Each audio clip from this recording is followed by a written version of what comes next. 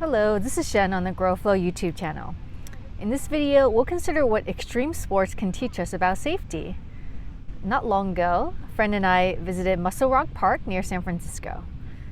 We didn't realize until we got there that this park is a popular place for paragliders. It was quite interesting to see various paragliders prepared to jump off cliffs.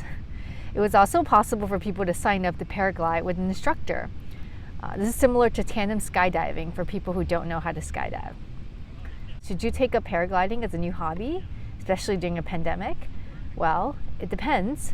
What if the pilot doesn't read the weather conditions properly or makes other mistakes? Paragliding can get quite dangerous. Clemens Sapek created the website chessintheair.com. Clemens is an avid pilot of a glider, also known as a sailplane. A glider is not the same as a paraglider. They'll both have the ability to soar through the air without an engine.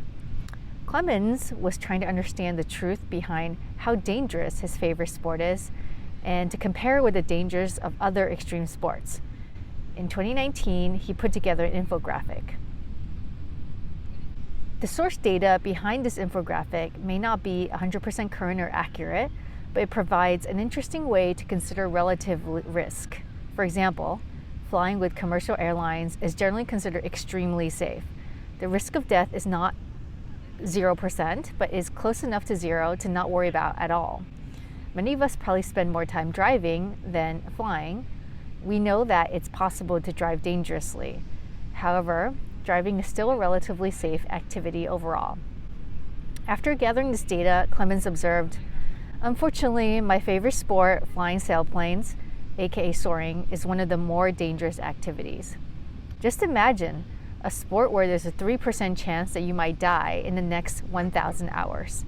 It's 286 times more dangerous than aviation. As for myself, though I've tried hang gliding and tandem skydiving, I'd rather not do either of those as a regular hobby.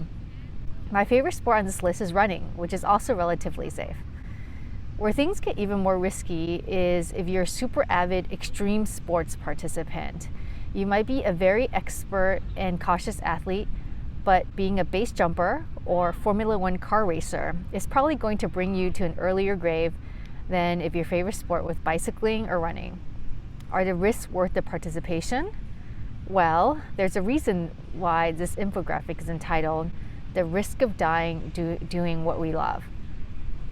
Infographics about the risk of dying in the next 1,000 hours might make it appear that it's better to just stay home and be sedentary. However, that's not the truth either.